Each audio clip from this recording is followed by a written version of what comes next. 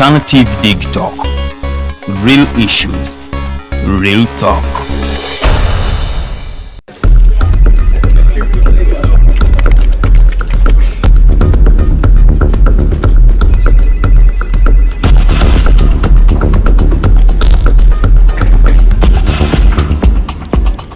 Are you guys ready?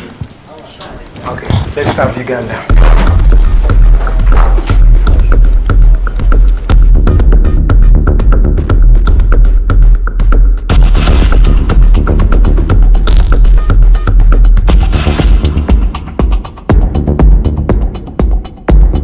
As promised, we deliver. We are redefining the social media narrative, asking tough questions and holding your leaders accountable. We are non-partisan and break down having a conversation with Uganda. We are the Mighty Drive. We hold debates that give you viable solutions. We bring to you people that Ivora is wanting to listen to. We are gender sensitive and give space to the unheard voices. Not forgetting the quote of the day. We are live on our social media platforms, The Alternative Uganda on Facebook, YouTube and Twitter from Monday to Friday, 7 to 9 a.m. Don't miss the debate behind the wheels and our studios. I am Edgar Matthew Karuhanga. Farida Vikobiri. And Princess Luwe Delidian. Expect in-depth analysis, credible, factual and authentic information. We are the Alternative Digitalk. Real issues, real talk.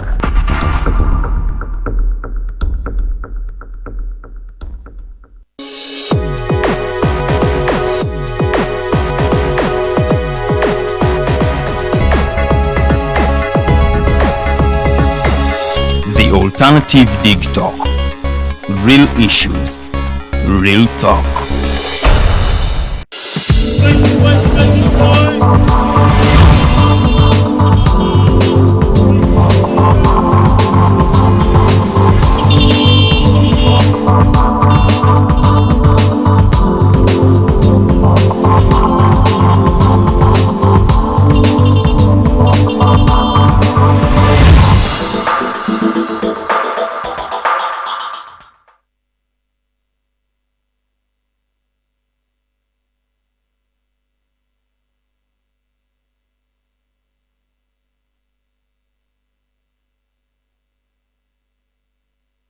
Aboard, it is the 22nd day of November 2022. Of course, it's 4 minutes past the top of the hour of 7. Good morning. Welcome to the Mighty Drive Show. My name is Edgar Matthew Karuhanga, a very candid gentleman, one who will be forever remembered or eulogized in the history of this country. That gentleman, Paul Kawanga Semogerere, has been laid to rest or was laid to rest yesterday in Nkumba. We'll be talking about what transpired there. And of course, shocking but not surprising news have been received as the Ministry of Defense comes out to actually say that it is fact, or they believe that the opposition political players may be behind the increasing rampant gun thefts that are going on all over the country. And still in that regard, we have seen yesterday, as we were breaking dusk at around 7:30 p.m. and a security operative or a security officer with GKO Security Limited was hacked, and his gun was later stolen. Fortunately, this gentleman's life is still intact. We'll be talking about that, and of course the World Cup continues to go on as England was able to thrash the Iranians by 6-2.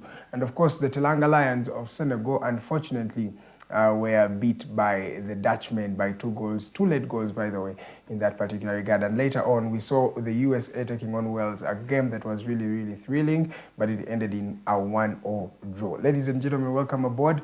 My name is Edgar Matthew Karuhanga. As I've told you, it is the 22nd day of November 2022. Today we have a very, very candid gentleman. His name is Abdulswamad Serunjoji.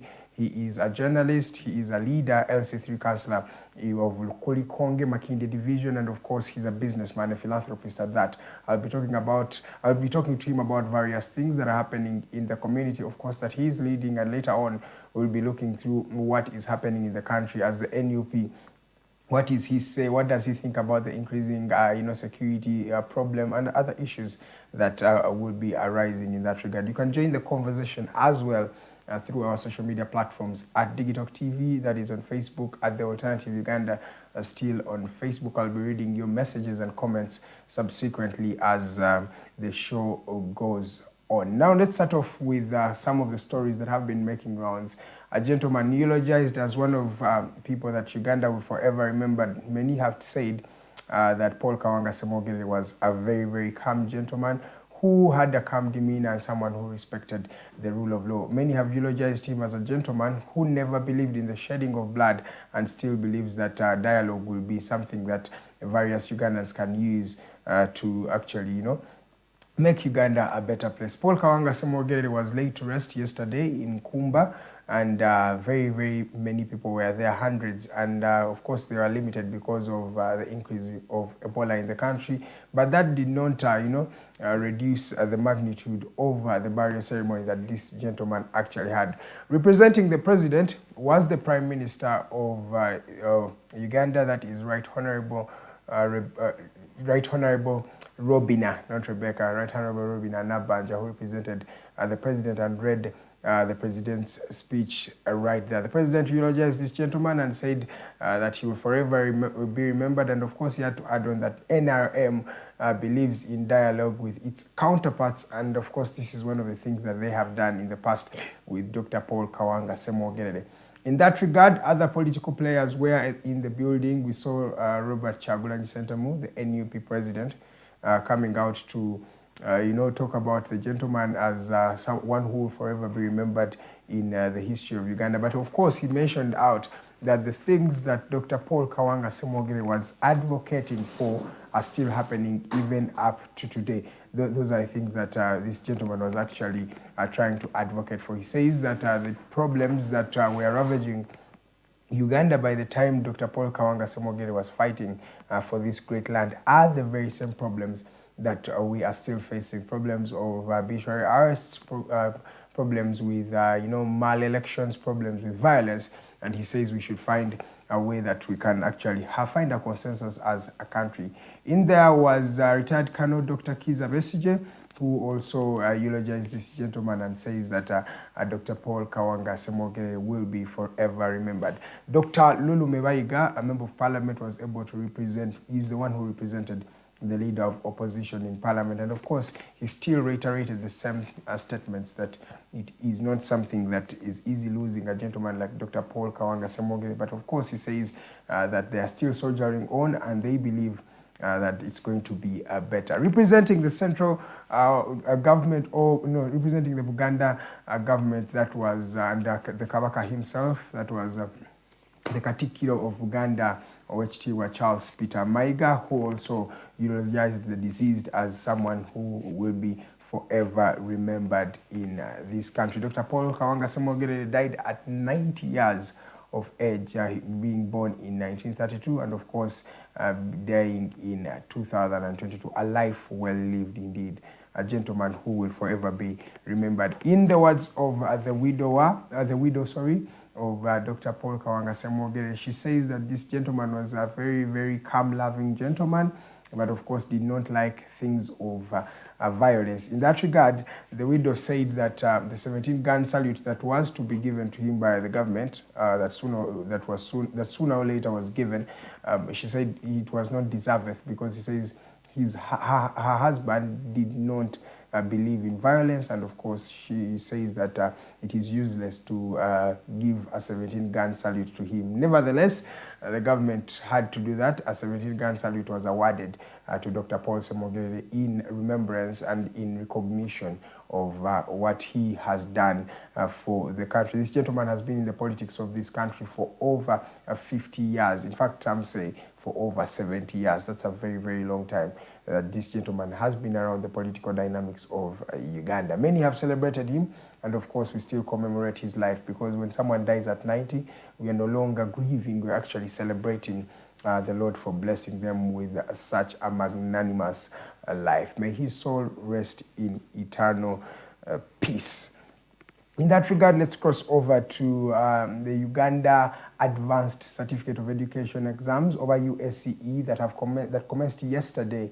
Senior 6 students have started writing their examinations in that regard. Over 97,000 candidates are expected to be taking part in these particular examinations, a number that has been deteriorating over time. The students that pass P7 and the students that sit for senior 4 later after 4 years is not always proportional to what happened in the earlier years. This has been on an increase over time, even by when the number of people who graduate senior 4 are not the very number of people who graduate senior 6. A subsequent number is always reduced in this particular regard. So the government has, of course, made sure that some students take up other income generating ventures or other modes of education, like the practical modes of education, where students can use their practical abilities to actually show what they are worth in that particular regard. But over 97,000 students are going to be sitting for their Uganda Advanced Certificate of Education USC exams that started yesterday. These exams are going to be going through up to December, and subsequently these children will be able to break off and take off their particular holiday. We wish you success. I have a couple of friends who are in senior 6. I would like to wish them success in their examinations. There is a lady called Elizabeth Kiongozi, I wish you success. There is a girl called Susan Rajonjera. All of you guys, may you actually, be successful in your forthcoming examinations.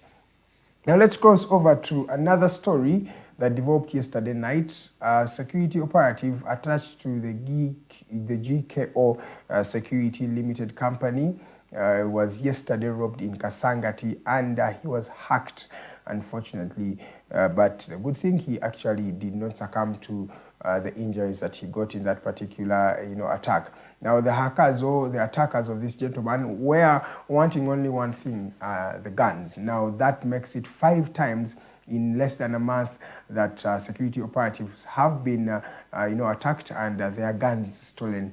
A character or something that has been linked to the opposition members of parliament. According to the defense spokesperson, Brigadier General Felix Kulaije, the people who are responsible for the stealing of guns from the various security operatives are political players or young people who have been influenced by political players. In his words, he remarks that many politicians on the opposition side have been, telling young people that this government is falling by the day.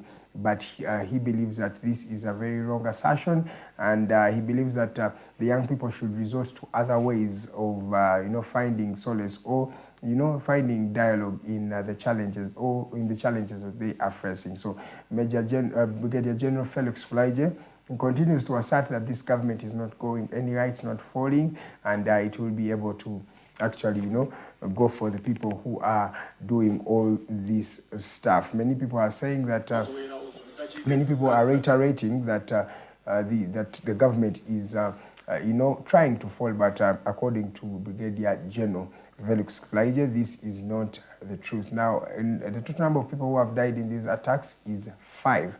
5 people have actually died in the attacks that have been, meted on the various security operatives. Remember, we started off with, I think, a circle that was attacked by unknown gunmen. We had police stations that were attacked, one of those being Sika, a police station in Luwero, where 2 people actually lost their lives in that particular regard. Now, yesterday, we also had another attack. We've had an attack on Kensington Police Post, remember, where there was a shooting between the policemen and I would like to call them the attackers or the assailants. So in that regard, these people are not stealing any other thing or taking money or something like that. No, the only thing that they are going with is a gun. Now the question or the rhetoric is, what are these guns going to be used for, and maybe how does this actually come about? So yesterday, that was the very same case that happened in Kasangati, and this is the 5th time that is happening in a space of less than 30 days. That shows you the magnitude of the seriousity of this particular issue that is happening in the community. You are still watching the Mighty Drive Show. My name is Edgar Matthew Karuhanga. It is 18 minutes past 7 a.m.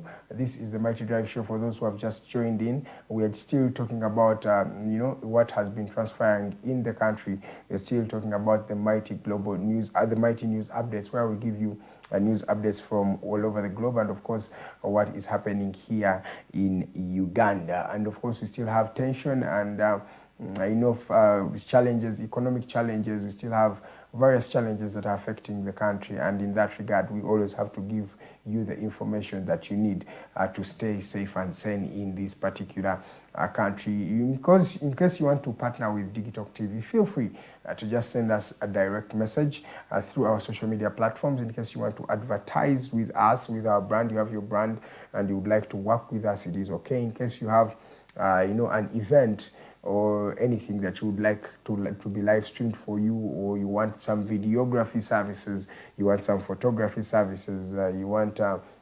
event organizing services, we do all that in real time. So in case you would like to partner with us, feel free. You can also call the programs director of this particular institution. His name is Mr. Mukose Arnold Anthony. He will be able to keep you in the loop on the terms and conditions that you need to follow in order for us to have a successful partnership. Now let's continue with some stories that are yet to borders, and the border crackdown is still going on in the country. According to a spokesperson of the traffic police, Ms. Farida Nampima, they are still continuing to crack down on those borders that do not have the licenses or everything that that is needed of them in order to continue operating. Now this comes after various people have succumbed to injuries that they have got on during border rides.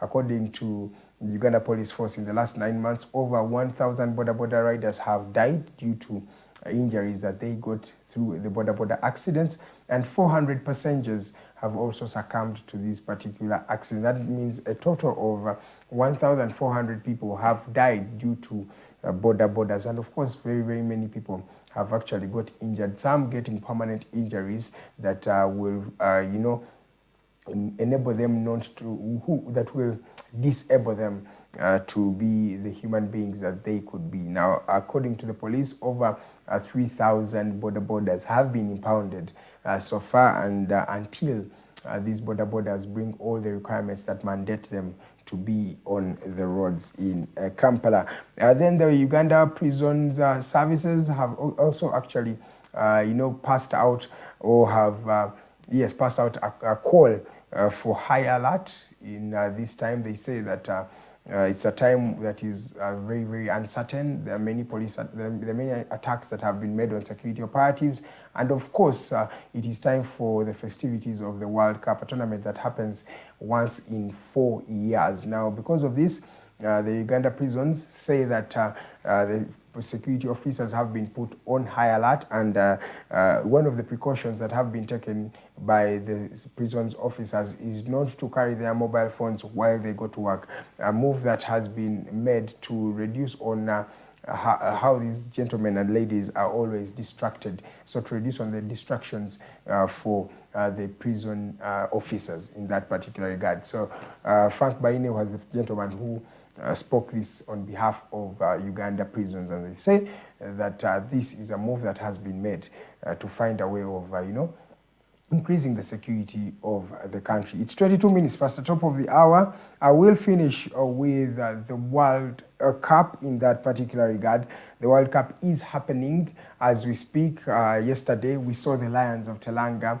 In fact, let's start off with the 3 Lions of England that were taking on the Iranian side, a game that was really dominated by the Englishmen. 6 goals in that particular campaign, and of course, Iran were able to scoop themselves 2 in that particular match that went down in Qatar. The goal scorers, Bukayo Saka, after missing the penalty in the Euro finals, and of course he came and bounced back to be able to actually, score a brace in his opening and his, of course, first World Cup match in that particular regard. We saw Marcus Rashford also scoring just after 1 minute on the pitch. He came in as a substitute in the 70th minute, and in the 71st minute, that gentleman, Marcus Rashford, was able to claim himself a beautiful goal. Of course, other goal scorers included Jack Grealish. He was able to also net one there in order to keep the Englishmen at par. Of course, Jude Bellingham, the magician. This gentleman, Jude Bellingham, is actually a teenager, and that shows you the changes in the game. Many teenagers are playing on the big stages, and they're actually, dominating the big games. So Jude Bellingham, in that particular regard, was able to scoop himself also a goal that saw the Englishmen win 6 goals to 2, a performance that, of course, was enjoyed by those Englishmen in that particular regard. Later on, the Lions of Teranga, that is Senegal, took on a very dominant Netherlands, a game that was really intense. If you looked at how the Senegalese were defending the Netherlands, it was actually good, but unfortunately the Dutchmen were able to score 2 goals, 2 late goals, by the way. One was in the 85th minute, and of course the other was in the 95th minute.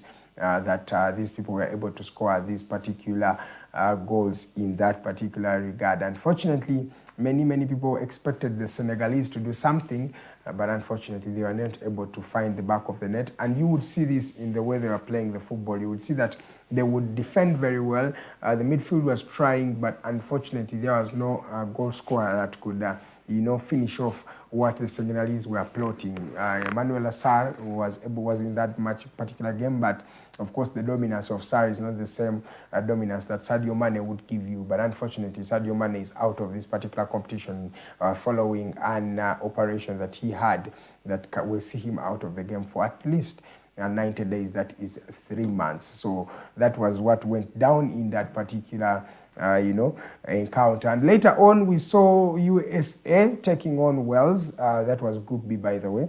USA took on Wales, and it was a 1-0 draw, 1-1, Wales and USA. A game that, it was a bit tight, but I think it is something that was a worthwhile, and this particular group will be a group to watch out for. Group C matches will be returning today, starting from 4 to 7 p.m. Then to 10 p.m. Please do enjoy the World Cup, because, as I told you, the World Cup comes only once in 4 years. So that means if you miss this particular World Cup, you'll be watching the next World Cup in 2026. I think some of you will even be 30, some of you will be 40, some of you will be 50. So guys, let's watch the biggest competition in the world, and of course the top competition that shows the world-class football and of course the best footballers in the world. Ladies and gentlemen, thank you so much for joining me. As I told you, I have a gentleman who is a counselor, LC3, Abdulswamad Serunjoji. He's going to be joining me here. We're going to be talking up to 9 a.m. Please don't touch your dial, because when I come back, there's plenty more for you to enjoy. Good morning.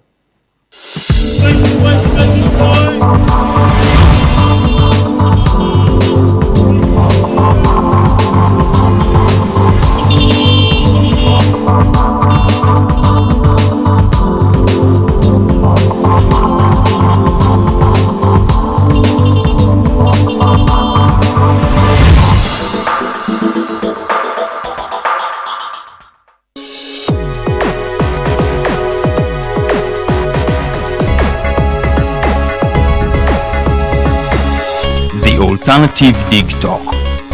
Real issues, real talk. Fellow citizens, following the sequence of events, Uganda seems to be at political crossroads.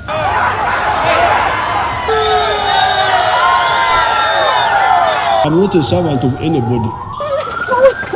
Madam, I know the law. As such, Alternative Digital brings you the Interface Show with retired Colonel Dr. Kiza Besuje. Let's keep on the same page on Alternative Digitalk, As he gives you the alternatives on the transition question, rule of law, human rights and freedom, youth inclusion in governance, economic stagnation, as he confirms. I'll be always here Saturday from 10 a.m. in the morning. Be there. Don't miss the live discussion on the Alternative Uganda, Digitalk TV Facebook pages, and the Alternative Uganda YouTube channel.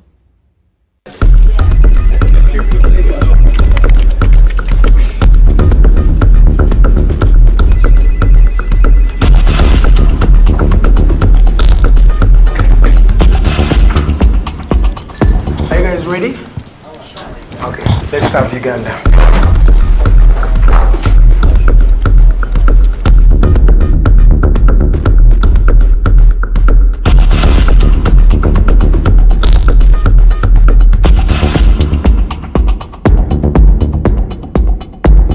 As promised, we deliver. We are redefining the social media narrative, asking tough questions and holding your leaders accountable. We are non-partisan and break down having a conversation with Uganda. We are the Mighty Drive. We hold debates that give you viable solutions. We bring to you people that Ivora is wanting to listen to. We are gender sensitive and give space to the unheard voices. Not forgetting the quote of the day. We are live on our social media platforms, The Alternative Uganda on Facebook, YouTube and Twitter from Monday to Friday, 7 to 9 a.m. Don't miss the debate behind the wheels and our studios. I am Edgar Matthew Karuhanga. Farida Vikobiri. And Princess Luwe Delidian. Expect in-depth analysis, credible, factual and authentic information.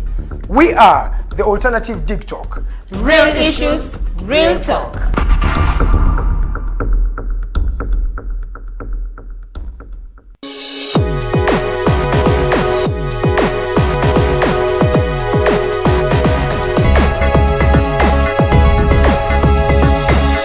The Alternative Digitalk. Real issues, real talk.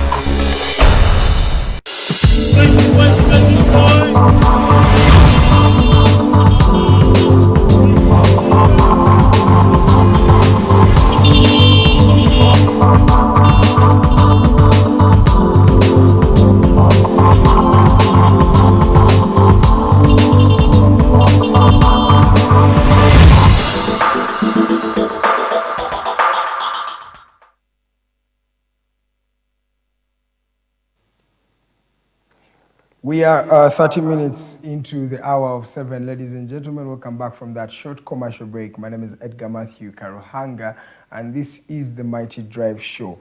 As I promised you, I have a gentleman that is well known to me, a gentleman that I respect a lot, a gentleman that I've seen throughout time, and a gentleman who has seen me grow into the gentleman I am. But today we're not talking about me and him. We're talking about other issues. He's also the LC3 councillor of this particular area. He will be telling us if this is part of his jurisdiction, but he is an LC councillor, Lukuli A. He is a journalist by profession. He is a businessman, and I would like to call him also a philanthropist. This gentleman has been around for a long time, but not many have maybe heard of him, or those that have heard of him may not know what is going on with his life today. In that regard, we decided to bring him for you right here so that we can have a conversation up to 9 a.m. His name is Abdulswamad Serunjoji. Oh, you're welcome, sir. Thank you very much. Yeah. I'm glad to be here. It is wonderful to see that Edgar, you're a man that I envision to be. Wow. I should say good morning to our viewers. Yeah. It's nice being at Digital TV, and the ambience here feels like home. Of course, this is home to you. You're welcome to come back anytime. Naye, our viewers, twetaaga twogereko ne mu Uganda for benefit of our audience. Abatakumanyi nga bakulaba bulabi lunaku luno olwaleero. Abdulswamad Serunjoji yani. Abdulswamad Serunjoji. Tata. Yes, sir. And Abdulswamad Serunjoji. Byakola. Abdulswamad Serunjoji munnamawulire professionally. Era nga essaawa ebiseera bino politics atwala ebiseera bingi kola consultancy, media consultancy. I have some offices in Wandigea and I double with business. Okay. Okumpita wano kikomezaawo journalist in me feel like to come back on TV and share with our. Wow. Yeah. Do you miss the trade? True, sure, it's wonderful to share out the pain. Abantu ebintu bingi nnyo bebaagala okusharinga n'abantu nga tebalina muntu yogerako. Ate abantu abamu bwe muleeta baluzinga touch with the right. Ife tubeera ddala n'omuntu wa wansi n'otegeera ki ekyayitamu. Yes. Nze ebyobufuzi byange ndi mu National Unity Platform. Naye bwe mba ntunuulira ebyobufuzi ekyandeeta mu byobufuzi. National Unity Platform yali omuluka yantuusa mu byobufuzi. Naye ebyobufuzi ebyange tukyusa tutya obulamu bw'abantu. So kakati siri critic wa government anyway. Naye neerowoozaamu omuntu ayinza okubeera nga players bonna tuyinza okuyamba eggwanga okubeera nga tuli bulungi. Nesebo nkitegeera. Kisinga obukulu era njagala nsaba nnyo abantu obulamu babutunuulire perspective naddala byobufuzi. Nesebo tulondebwa okubeera nga tuyamba abantu baffe okuba obulungi. So era buno bwe tunaaba twogera tujja kuwulira numba omuntu. Naye kati onaabeera popular. The politics of today, Abdulswamad Serunjoji, ogimanyi nti kwegula. Can you agree with me nti naku zino you have to tell people what they want to hear, and oftentimes people want to hear you critiquing the other person. Oleeta politics of organization okubanga twogera ku nsonga no wali bantu abasinga baba bakulabanga kibulamu. True. Naye eggwanga lyaffe and one person should have sanity alina okutandika the trend. Tutegeera mu moral fabrics ez'abantu zaffe zifudde. Ani anaatandika okuzijjanjaba? Abantu bajja mu byobufuzi nga bazze mu byobufuzi mulimu. Yes, we are looking for a job. Byobufuzi nga nina omulimu nga nina business. Ekyo nange nsobola kikonfaminga wano. Njagala kubeera ku bannabyabufuzi abatono abajja mu byobufuzi okuweereza ne bagaba abantu bataagala. Mbawe hard facts mbu ekyo si kituufu. Kitegeera. So tomanya gye tutambula tugenda n'abantu abamu bajja twegattako ku mugano. Tubuuke tuve mu bino ebya sensationalized politics. Because the politics we tukuliddemu oyo. Abantu nga Honorable Kyanjo baali ku kintu kye baali balowooza mbu kye kituufu. Tebaafuna bintu bingi naye the reference of this country nga Honorable Kyanjo. So buli muntu alina okuteekawo omukulu. Abakulembeze tuli bameka mu ggwanga? Hundreds. Bwe tubanga buli omu afaanana munne, then how will history remember mwena mbeera muli kyekimu kiba tekisobola kola. In that regard, I want to bring up an issue of the gentleman who has been laid to rest yesterday, Dr. Paul Kawanga Semogerere, a gentleman who has been eulogized by many to be someone that the country will forever remember. Ekisooka okumujjukirwako nnyo kyekyokuba nti yagamba ye tagenda kukkiriza mukuyiwa musaayi. Era he called the war that brought this government into power a barbaric war. Yagamba mwalwana olutalo olwali barbaric twali terwetaagisa. Omwami ono ne mukyala we yadde tayagala bamukubire gun salutes, saying that he never wanted those things. You, in your regard, if you are to talk about Dr. Paul Kawanga Semogerere, what stands out for you in this gentleman's life? How will the country remember Dr. Paul Kawanga Semogerere? I should say, when I was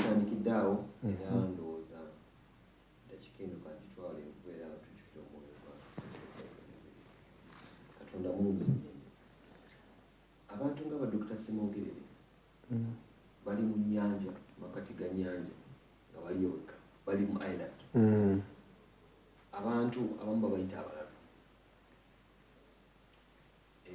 tuli mu ggwanga omuntu leero bamufula minisita n'abeera mugagga nnyo singa tutracinga gy'ava n'obugagga bwe something wrong asetinze bar that is so hard kijja kubeera kizibu nnyo omuntu okubeera nga ayina popularity okubeera nga asobola okweyisa mu minisita gy'ayisibwa eggwanga lino lijja mu respectinga nnyo era ebbanga ddene tujja kuba nga tumujjukira kwegamba ye reference of democracy between us right now naye abantu bonna abaana babaagala okutambula eba abaagala eggwanga eryo bajja kubeera nga batunulira mu buufu obwo so kati ebintu by'okwogera ku Dr. Semogerere bingi nnyo because abaddewo since okulwanirira independence. By the time independence we yaliwo yalina emyaka 3.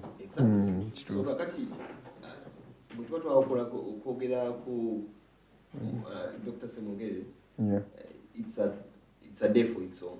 Wow. Naye tuyinza okugamba is an icon that we have. It's our Martin Luther King that we have in Uganda that we'll miss forever. And this is a man who has been there for ages but has no stain. Taina tunoonyeza ekibi kyonna ekyomwogerako naye banoonyeza ekibi ekyomwogerako nekibula. Yes. But some believe Dr. Kawanga Semogerere he did not live to the utmost that the world would think he should live by. For example, many leaders of his decorum bagamba nti yabulamu alina waataakwata. You don't know if I make sense. That because of his calm demeanor, someone who believes in the rule of law, there are many things that he would not have, that he did not achieve. And I had a gentleman here from the National Unity Platform, General Moses Bigirwa and Ozomanyi. Yagambye nti yalibadde statesman mulungi nga tali mu Uganda. He would be a better statesman if he were in countries that maybe have democracy, countries that is all over Africa one. He's too good to be an African leader. Indeed. I partly agree with General Bigirwa, but in my sense of reasoning, yes, sir. US, England was from somewhere. Yeah. Where they are, that's where we want to go. How do we come to criticize such people? Who want to strengthen a trend and they are directing her to a certain direction? True. Kino kyengamba. Yes, sir. Bwe tuba tutandise kulima lulimbi saawe ani anaalulima? So we're gonna start somewhere. Yes. So wise people in Uganda are mad. Exactly. Waliwo olugero olugamba nti omugezi wabeera mu basiru afuuka musiru oba yabeera omusiru. Omanyi buli lwosanga omulalu ajja kugamba olabika oyo mulalu kubanga abeera mulalu. Kati with all respect, this is where we have gotten as a country. So talina kiyabulamu era ajja kubeera omanyi nga mu mateeka waliwo kye bayita precedents. Bulimu eggwanga lino bwe lisobalenga eriga abannange tutuule ng'eggwanga tutegeere wa we twava mu mugendo era tuyinza kutambula tutya okudda ku mugendo. Yes, sir. Dr. Semogerere will be used as a reference. Bagamba omwami yasalawo okutambula omulamu bwe yali asobola okubeera ng'agenda mu nsiko kubanga most Bagandans were in the bush. Era bacontributing kinene nnyo. 2 times. Exactly. 2 times that gentleman bali baagala mufula president. By the time Tito Kello was sworn in, bali baagala yabanso yali nabiganda. Exactly. Even before in the 1980, before Obote was brought back, they wanted Paul Kawanga Semogerere to take it on. Exactly. That shows how high ranked he was. He would have chosen to go to the bush. Ojjukira mu gwe babba akalulu. Yes. I was thinking about that. Exactly. Go back. There you go. It is choose to go to the bush. And actually, policy yokulowooza mbu this allergizer or saying mbu ensi egula mirambo. In this modern age, and 21st, how do you say that? Ediga inakusooka kufa omuntu omulala kufuga. No, I don't come from that reasoning. I would not subscribe to it. Okay. True, buli omu alina engeri gy'atundamu. I respect General Bigira so much. Naye ngaawo ndowooza situkiziganya. Tekakwatagana bulungi. Okay, oyo ye Abdulswamad Serunjoji LC3 Kansala owa Lukuli Konge wano ate yakalya NUP agenda banga atunyonyola omwaka ogusoose, because I think now you're entering the second year, right? Uyingira omwaka gw'okubiri of service. In that regard, Mr. Abdulswamad Serunjoji nga tuvudde ku omugenzi, may his soul rest in peace, he will forever be remembered. Let's now delve into what is happening. How has you 2 years approximately been? You being a leader of the people, you came with a new party, a party that had just been birthed. By the way, you did magnanimous strides. I would like to commend. Party I think 6 months old. Something new. But you guys have come on board, and how has it been for you? So far? Exactly. Ensi eno bw'eneebanga egenda kukyuka, there should be a sacrifice. Era abantu bonna abannabyabufuzi abasinga batagala kuba nti tewali willing to sacrifice. National Unity Platform yajja ng'ekooye nga Kyagulanyi aleeta new breed of leaders abasobola okulumirwa ensi. Era waliwo ekirowoozo mbu pate bayinza ogisazaamu talondebwa. Era abaali bazze mu byobufuzi nga bo banoonya mugaati baagala bufuufufu badduka era ne tusigala. Katonda atali yanguzi n'asala amazima ne tubeera nga pate tugiwandiisa bulungi nnyo era ne tusimirira. Emove gye mwakola ensi yonna gye yali tetegedde gye taalaba. Kyagulanyi has of course surprised the world, and he has also continuously surprised me. Naye tugamba okujja mu byobukulembeze as National Platform tufunye challenge nyingi. Abantu baali bakyama corruption is the order of the day. Yes, sir. In fact, omuntu omubbi kati mugezi Uganda. Exactly. Omubbi aba mugezi. Exactly. Kati twagala tuzaayo politics. There's a lot of resistance. Abantu baffe beetagisa okusomesa. Of course, as National Unity Platform, tetuina ssente ezo, tuli curtailed, waliwo amateeka amapya agatatukkiriza kubeera nga we freely enjoy the space, abantu baffe babuulira. So it has been a lot of challenge. Naye tuzizaayo omukwano ogwo n'abantu okwekkiririzaamu n'okubeera abantu nga bafuna information. National Unity Platform egezezaako nnyo okulwana mbu ekozesa space ya WhatsApp, Twitter, abantu okumanya. In fact, ye party esinza okubeera nga eyigiriza abantu ebikwatagana ku nsi yaabwe. We are happy for that. Omuntu yenna nga alina information abeera empowered. In fact, abadde batufuga bonna babadde batufuga nga batufugira mu butamanya. So that's one of the credit we give National Unity Platform. Era nga challenges gyetufunye tutuula nitulaba engeri gy'okubeera nga we get around. But we're good. And we are heading there. Okay. Yes. I can see. Because kati mbadde njagala kumanya ku bantu bano b'okulembera abantu b'e Lukuli Konge. By the way, ne wano gwatutwala wetuli Lukuli. Wano kati sinze mbatwala wano I think Honorable Sawamaaso kubanga bagenda ne batematemamu. I'm supposed to take up this country with being buli omu atematemamu. Exactly. Kintu ekyo kyakitegeera bulungi. You find constituencies in some regions of this country that have less than 3,000 people.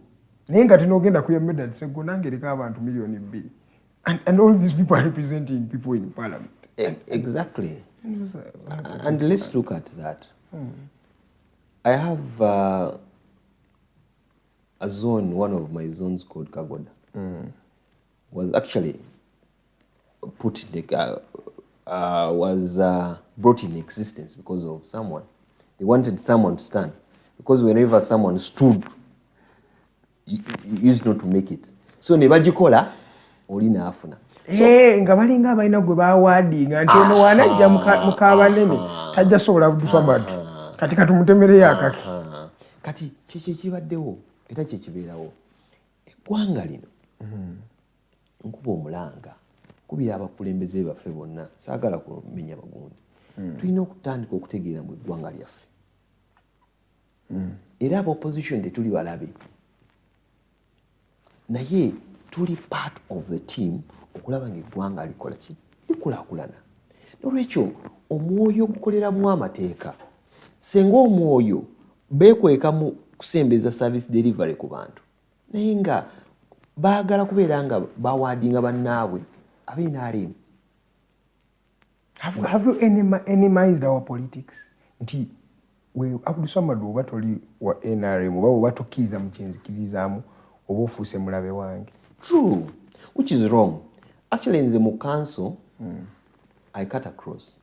Njogera n'abanki n'ab'NRM naye bannange mulabe kino ekigenda mu maaso, and some of them they're good, say naffe tukiraba okitegeera naye tusobola kwogera. So kati enkola eyo kati naffe niwebeereyo naffe mu position abagamba gweyogera nowenaalemu oli mugule kati honorable member ntandika nyo okubeera nga sobola ku having that space okubeera nga nsobola ku exchange ideas ye abantu n'abaleeta tutya ku saidi yaffe bwera tusobola kwogera nabo. So kakati abakulembeze nabo bakyalina olugendo lunene olw'okutambula okubeera nga bategeera mbu tuyina okubeera nga twogera ku bituluma ng'eggwanga kubanga matupate dispensation bwetyo bweyina okubeera tulina okwogera bwe tuba tutegedde mu issue ya security egatta gundi tetulina giteeka mu byabufuzi tugikwate ffenna tufune defining moment mu wano twawukana wano tugira nga bwe kiri mu nsi ezaabweru. So naye nga tetulina kukkiriza enkola ey'okunyigiriza abantu yaffe, enkola ey'okubba eggwanga lyaffe, enkola ey'okuggyawo democracy kubanga tewali muntu mukulu oba munene okusinga eggwanga Uganda. We've had it all. Ba Dr. Mito bote bagenda ba Gondi Amindada bagenda genocide machine zona records yaina. Twagala nnyo okuwa bakulembeze baffe ekitiibwa, twagala nnyo okulabanga president, prime minister avaako n'agenda ewaabwe n'atuula bulungi n'akulaakulanya eggwanga nituweebuuzaako. How Kenya is living exactly. the dream. Exactly. I'm saying Uhuru Kenyatta ali mu flight kati ali ku East Africa. Exactly. He's trying to bring people together. Exactly. You saw him on the streets. Yeah. And everyone will look at the seat as something precious. Why should a sitting president, after being thrown out of power, you run out and you take all our resources out? Fewano mu Buganda omuntu yenna nga mugenyi takwata nkumbi kubanga byalima tajja bitegeera naye bwe tubeera nga bapulezidenti bonna abajja mu bukulembeze balinga abagenyi nati buli kaafuna alina okukanyuga eri wabweru yeetegekera kyova olaba tufuna instances mbwa teka kati wano walina investments z'omuntu abantu bali ku bunkenke baakudduka naye bantu baffe bannayuganda babeere entende. Why do you run away from your country? Tunakola ddi Russian president one time yayogera mbu Africa eringa cemetery. It's true. You remember that? I also know that. I actually thought it's very unkind and crude and too much. But when you actually think about it, utandika okirowoozaako mu kituufu Africa rimbo tuli kuziika buziisi ebirungi byonna bikolebwa eri. So, and it's a continent with a lot of potential. I think putting Yachogera from that perspective. Exactly. It's a lot of potential Exactly. in Africa. The problem ya Africa bakulembeze by the way abantu bali okay. You the Swamadus. Exactly. Kati twagala breed y'abakulembeze aba nationalistic. Omukulembeze talooza muno okufuka omukulembeze oyina okubeera n'ebizimbe bingi nnyo and whatever. No. ate obukulembeze buvunaanyizibwa bw'oba olabanga bukuyitiriddeko olwaki toleka n'omuntu tutuuse ku time ng'abantu abajja mu byobufuzi be balemeddwa the intellectuals batidde okubeera n'obuvunaanyizibwa kubanga balaba ekintu kitufuuse ddate kati as national unity platform tuzze kwerula twagala abantu abalumira eggwanga ediga eggwanga lino lyaffe omwana wo n'omuzzukulu wo ajja kubeera nga avunaanyizibwa ku bintu bye wateekawo service gy'owa essaawa enoleeta abantu abongerako ku ggwanga omwana wajja kufunamu tutandike okulowooza bwe tutyo tutandike okufuna consensus ng'eyamba ng'egatta eggwanga lyaffe. And you know that's the difference with Kenya. I was looking at the Kenyan polls nga tuzifollowing nga ndaba Uhuru Ruto ne Raila tebaali tebakwatagana naye nga bonna mu speech zebakola zonna there is one thing kyebakulembeza that Kenya first. Exactly. Era one of the slogan that is Ruto yasema Kenya kwanza. Kenya kwanza. Okay. There was a lot of criticism abantu baali bagamba kakati slogan ye eta African spirit. I don't know, East African because twagala the federation that is also there. Exactly. But I mean, Edgar, even if you're Ugandan, we know okusooka okubeera omunyankole, we know okusooka okubeera omuganda, and there's no problem. Kakati nze kujja ne ngamba munno ndi wa national unity platform, I don't have a problem with someone with NRM, UPC and DPC. Because eno ndowooza gye nnyina. Endowooza yange nzikiriza mu national unity platform. Mpe ensonga lwaki naayingidde NRM. Mpe ensonga lwaki naayingidde FDC ne DPC ne DP. Kubanga twagala endowooza eyo nga nkulu ku ggwanga eyinza okutwala eggwanga lyaffe forward. To respecting a DP mbwe baddewo era ebikozi byonna. Naye lemeddwa okukyusa eggwanga. Lemeddwa kati twagala kuleeta ekirungo so that eggwanga lino li transformed.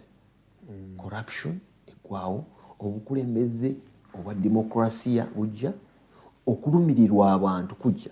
So this is what we are saying.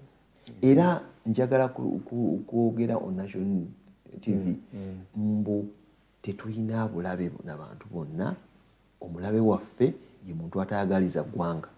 Yabba eggwanga, yajjawo demokrasiya, anasifa. Ye mulabe waffe. Omulabe waffe si we NRM oba anyone. Era abantu bonna abe NRM abagala eggwanga lyonna tujja kutuula ku tebo na bitulabe engeri gye tukyusa. Waliwo oyogedde ku kukolagana ne ba NRM n'oyogera nabo, especially wadde example y'okubeera mu council n'oyogera n'abali opposite you. Waliwo omukyala wa Tracy agambye mbuno ensonga lwaki abantu bali skeptical nti baba fishinga. They poach you and this has happened to various political parties. Okimanyi ekyo nti buli gw'oleeta breed omupya oftentimes babatwala ssente. For example, in your political party itself bangi nnyo abadde beesimbanga mu regions ez'enjawulo naye olaba mu by-election abadde yeesimbyewo neyakolaki napullinga out nga teri amanyi lwaki apullinze out at the last minute. Kati nga twesagamba mbu okweteekera tekiba kibi to just say that you know what kanekuume. Let's not have a relationship between NUP and maybe NRM because you put to fire it will. No, I agree. I actually understand where it comes from, but you know, tosobola kubeera mu kkoona ayo n'ogamba kati wano webukulembeze buli eggwanga lino litwetweka ffenna. The sooner we understand that, the better we can move on. Omanyi omukulembeze olunaku lumu wa national unity platform yagamba mutunyolwa kwabo batuvaako ne tusanyuka kubanga tutegeera tebalina kubeera naffe. Abantu bali naffe naye nga buli omu alina ensonga lwaki yajja. Omwine agenda. Abantu bali mu politics as business. Era ababeerawo nagamba ani anoonya ani anaamwa ssente ezigiraye. Kakati tuyina okusooka okukkiriza ne be tuyina. Abagenda ne tumanya mu tebalina kubeera naffe. Time ejja kutuuka tufune abakulembeze abalumirwa eggwanga lyaffe ng'ate bagumu nnyo nga bali ku mulamwa nga ne boona omuwa biliyoni ya ssente agamba saagala ne boona omuleetera omuntu agamba kuba okitegeera abo abantu bajja kyonga kirooto kirungi yes in Uganda tubalabyeko we still have people of integrity. I should tell you Chanjo did that singa bwe tulina omuntu mu ggwanga gwe bwawa ssente nga n'agamba ye talina price ekyanjo. I should tell you Kyagulanyi is one of them. Bwe all the money n'agaana bamutunuliza emmondo n'agamba please kill and you see tusooke tumuleke tulabe omuntu ono afaanana atya. In fact abantu ku street bagamba time erina kujja agulibwe tulinda tulabe tugamba bamuwadde billions ne billions naye yazigaana. Exactly, this is what we're talking about. We are looking at such leaders. Abantu bagenda kutegeera mbotalya ssente kirungi. Integrity always wins. Exactly. Kubanga kati ekibaddewo kyakulya ssente ng'alya ssente ye mugezi n'atambula n'amamoloka. Abantu bagenda kutandika okutegeera okwagala kw'abantu okubeera ng'oyimiridde nabo nga bakukirizaamu kisinga okubeera ng'olidde ssente. So kati abantu ng'aba Kyagulanyi, abantu ba the late doctor Chanjo are one of the peoples petujja okutunuulirako mbu afudde ensi yonna yennyamidde. Abantu bavuddeyo ne batandika kuba mbuutu bw'omuntu afudde. Olwe kwe kufa okusoosa okugatta NRM ne opposition nga bonna boogera ku kintu kimu. Omusajja abadde mulungi, omusajja tugenda mu meesinga, omusajja abadde abanaddiini, abasamize, abalokole bonna nga bakkiriza ekintu kimu. Suubira omukulu oyo okulowooza kw'abantu bwe kubanga kulowooza kwa Katonda agenda kubeera mu ggulu. Alright. Waliwo wanasindise message agamba kale singa abantu bonna balina endowooza ng'eya mwannyinaze Serunjoji mukyala bamutanda Kyeyuneriita agambe lwakuba ekibiina kyavaamu ki ekisinze okutunda struggle okuviira ddala mu kutunda kaadi okutuukira ddala mu kugabana omusimbi mu parliament laba mwannyinaze Kazibwe Bashir Mbazira. But I'm going to take it on that note. Dachikeriemu ebulayo okuwera sawa 2 ez'okumakya. We're going to go in for a short commercial break. Ebibuuzo byemmwe mbiraba bino bizze waliwo ababuuza ku parish development model sente zatuuse ziri ziti eyo that and much more tugenda kuba tubinyonnyola. Tugenda kuba nga twogerako ne ku nsonga ezigenda maaso mu kibiina kya NUP. Bagamba nti nno bano nno oba opposition politicians be bali emabega w'okubba emmundu okugenda maaso. The last attack yabaddeyo olunaku lw'eggulo. Emundu yabbibwa awekasanga ati ebijjo bino eri mu kwogerwa bitwalawo eggwanga lyaffe ate tugenda kwogerako ne ku nsonga eziruma abantu mu community. Byonna you can keep sending in those messages through our social media platforms, that is at The Alternative Uganda and at Digitalk TV, both on Facebook and YouTube, and on Twitter we're still at The Alternative Uganda. I'll be reading your comments subsequently. My name is Edgar. I am still with Abdulswamad Serunjoji. Let's go for a short commercial break.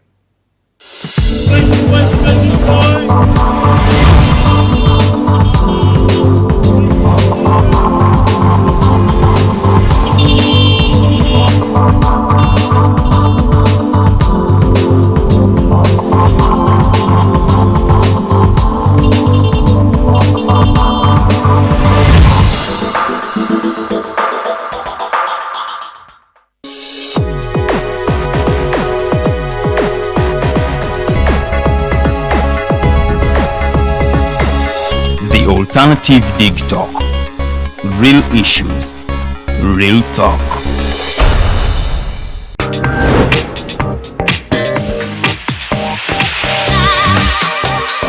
Hello beautiful people, you're welcome to the Snap Talk with your girl Teddy Tenjo every Saturday right from 6 to 7. Naku zino twajjirwa flat tummy. Tukyayambalako ku ngoye obutukwata. Wajja ku body shaming. Speak up. Gendo ba confronting obagambe ekyo kyemukola si kirungi. Towerabira nti tuli wano ku The Alternative Digitalk mukwano gwange gwali topic kiri wandyagadde twogereko, is it about family? Era tize tata wange amanyira nkola n'obuvunanyizibwa nyina bungi era agezaako n'anyamba yambako yanda naye kumukubira kumubuuzaako noga mama we bali kunzaala. Is it outside family? Is it society? Oh, could it be relationships? Come and visit, call me. Simanyanga I miss you bichi. especially ng'embeera y'obudde si nnungi. Naye n'omuntu akwagalira mu season yaba takwagala ze nkubuulira. Just be commenting nga topic yona gyanjagadde twogereko tujjako tujogera ku the alternative Digitalk ku share enganzi the Snap Talk.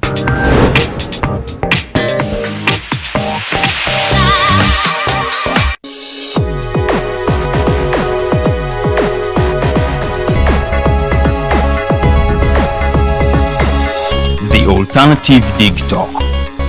Real issues, real talk.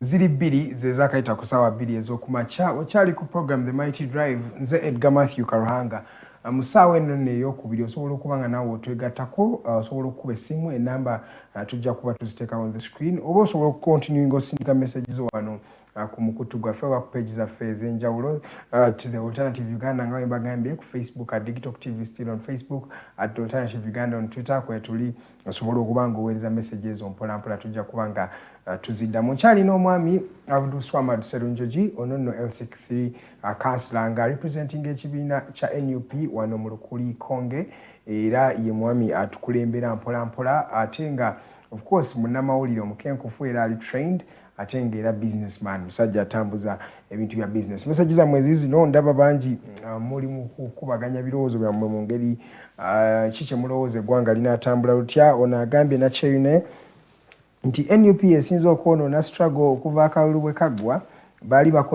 baali bakozeeyo campaign yonna okuggyako okuwoza mbu balabisa Museveni ne gavumenti ye bagirabisizza ebbanga ddene twali tusuubira ekisingawo kuba baatugamba mbu Besigye ne Museveni be bamu era baali baweeweeta dictator kiki kye bakoze abasookawo kye bataakola ekyo ekibuzo ky'omukyala nakyoinerator naye njaga tutandikira awo NUP mwami Abdulswamad Serunjoji yajja ne hopes nyingi naye bannayuganda batandisa ate abita okubeera skeptical bagamba no political party mulimu abantu abanyumirwa ensimbi ekisooka n'ekirala nga bagamba NUP as a political party you lack an ideology you do not really tell us exactly what you're going to do as the government in waiting.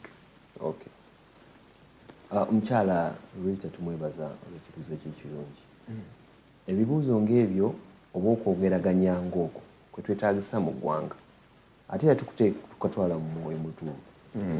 NUP kibiina kito nnyo ekigenda ne gavumenti erina instruments of power erina ssente zonna emaze mu buyinza emyaka 4. Omanyi bw'oba toli given limelight tosobola kutegeera that you're a good dancer. NUP tosobola kutegeera bw'erina ideologies ogenda zitegeererawo. Where are we going to implement them? We are not even given a chance to assemble. Bajja ne ku kitebe ne batukuba tear gas. So how are you going to see or to know what our ideologies are? Seriously, kiringa ng'oli mu ring olina opponent ate omusibye emiguwa ate omukuba ebikonde kakati ogamba ono opponent naye mwaleese waki atasobola nakukuba bikonde kwera kitobuuza naye uyo opponent omusibye emiguwa anaazanya ati so ground tell leveled at all era if you have to be seen walking or NUP, you have to run. Even when you run, you are not seen or appreciated to walk fast enough. Naye tusuubira era tujjuze essuubi akati okugaddemu n'owodduka era oba tokoze kimala kakati essaawa eno tusigala nga tukyakubaganya ebirowoozo. We are still thinking outside the box. How can we see ourselves walk do we need to fly kyetuliko kati omukyalo yayogedde pertinent question omanyi omukulu president Museveni olunaku lumu yayogera mbu bw'okwata obuyinza bunyweze bulemere yes kakati ekintu ekirimu ebintu bingi nnyo obulemera kintu okola ebintu bingi okubulemera ebintu bingi byolina okukola obulemera kakati ebimu deny space okitegeera okudinayinga space okulaba nga tewabeerawo nambeera yonna omujjagirayo omutwe so kati tosobola kunenyamu talina mundu talina ssente talina space talina waayogerera naye nga tusuubira given space NUP ekoze bulungi nnyo ewadde essuubi abavubuka abantu bawadde essuubi okubeera nga basobola okwekkiririzaamu abantu for the first time batandise okufuna information egwagali abitambula batya ebintu byonna ebya corruption bivuddeyo abakulembeze batandise okutegeera mbu kamera zibaliko balina okufa ku bantu baabwe leaders are very vigilant than they have never been era tusuubira kakati abakulembeze tebakyaddamu kubeera mu nkola ey'okugamba muno bannonze kandi essente actually abantu boyogeddeko abamu because nsaagala kubeera wano nga neminga linnya Nenze kandi ogera omusajja nga Kazibwe Bashir Bazira n'abamu ku bakulembeze bagamba okuva babalonda tebadda actually siri wa Kawempe naye nga Kazibwe ali nange mu party emu Kazibwe Bashir if it's true it's very disappointing naye yamala dda n'okwewaako verdict mbu tasobola kukomawo yandi kingamba exactly yajja kulya exactly 5 years do what you can that is si kibi story of the greedy kubanga kati ya creating the space ey'omuntu anajja n'akolera eggwanga kitugamba mbu tetugenda kuggwamu ssuubi senga tugenda kutambula olugendo lwa mayiro 100 olutandika n'ekigere kimu tujja kutuuka nga tutambula bannaffe abamu bajja kuva ku mugendo tusigale nga tutambula whatever happen you keep walking senga spirit eggwanga lyali liina mu mbeera yonna tutambule twalibadde tuli wala nituddamu netuggwamu essuubi netugamba bannange tusabe Katonda ndoza that's why tulina churches nyingi okusinga banks n'emizikiti mingi abantu baggwamu essuubi ne bagamba tugende tusabe Katonda. It's the only resort. The only resort. Okitegeera?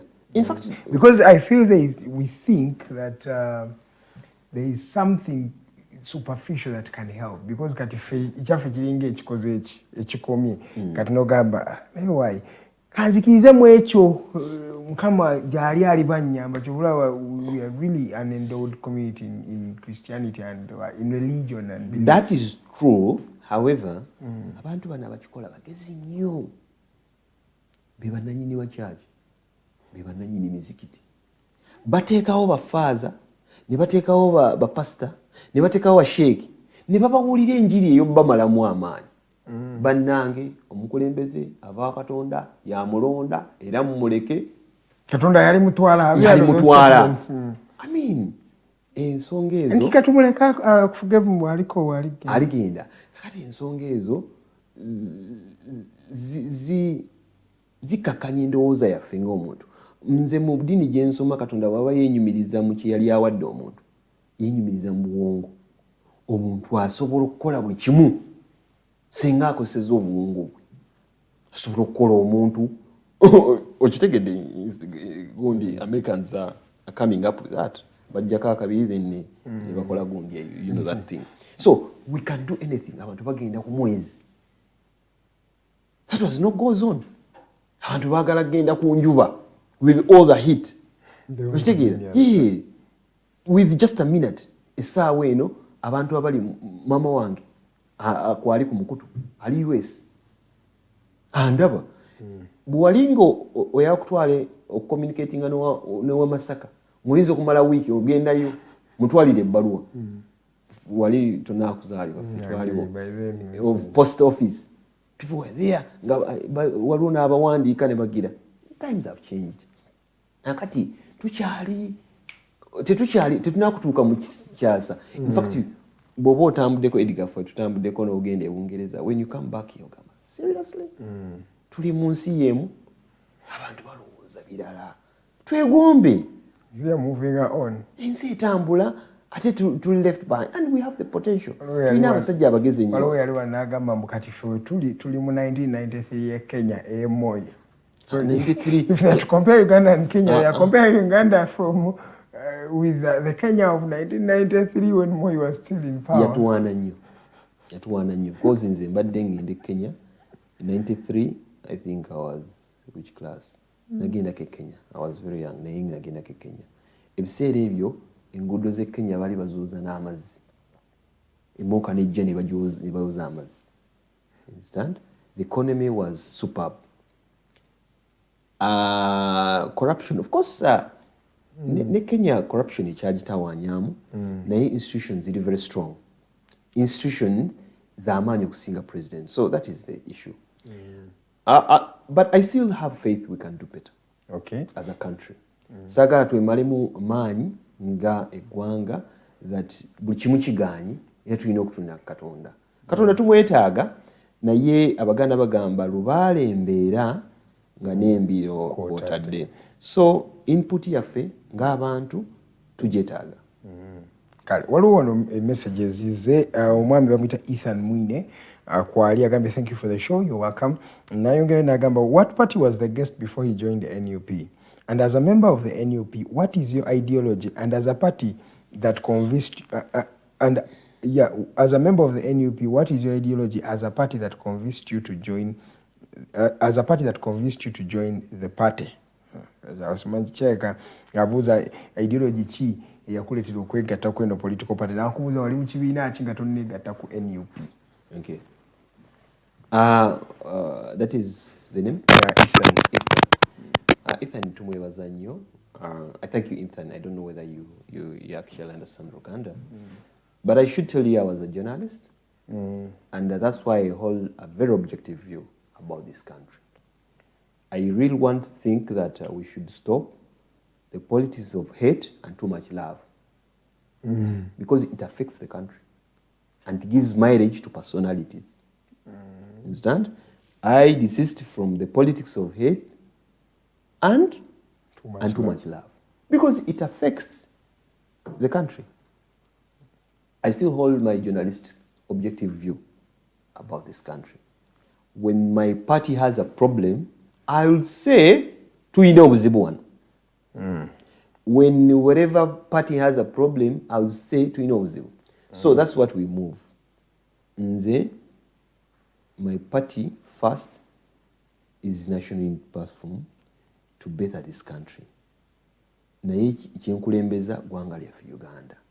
Nja kwawukana ne National Unity Platform bwe mba ndowooza ideology gyereese teri for the good of the country.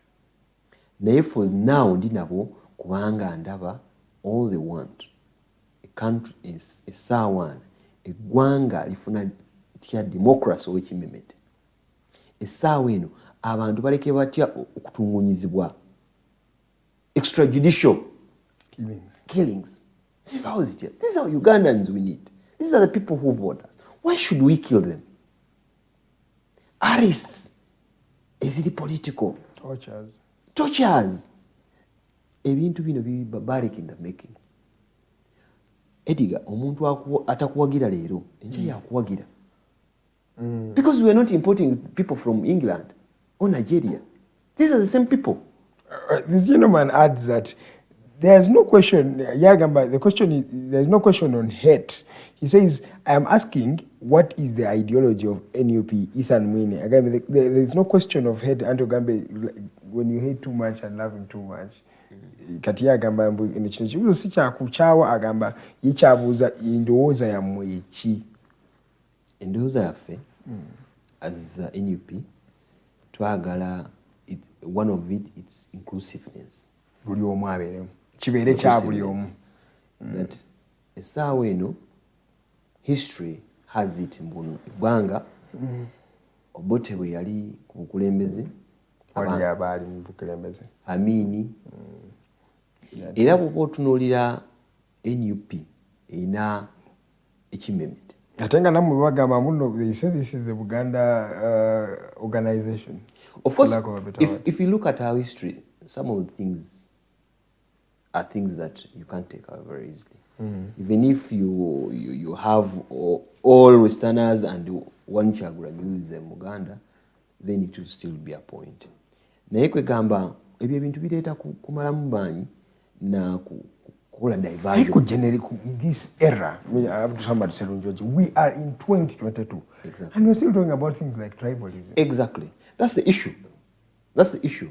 That's the issue. That's the issue, but at one point in time it's amplified. It's amplified. Waliwo abantu ababireeta okudivertinga abantu. Naye waliwo ebijja ng'omuntu bamuwadde okulira ekisaawe ekyennyonyi. Naye surely talina bukugu. Naye nga waliwo abantu abayina.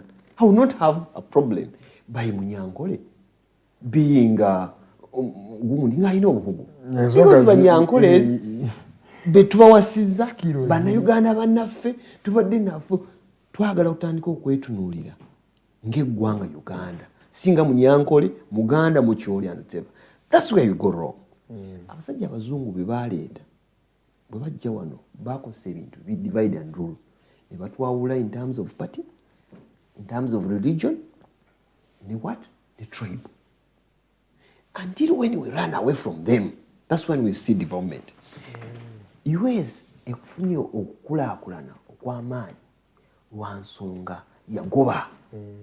It's a land of freedom. Everyone is an American. Yes. Their tribe is American. Yes, American. And they will fight. Ne buli omu ajja kugamba Omunyankole ye president, Omuganda ye president. So more especially tulina okukola ekintu kyonna okulaba nga tumukuba ne bakuba eggwanga era lidda mabega.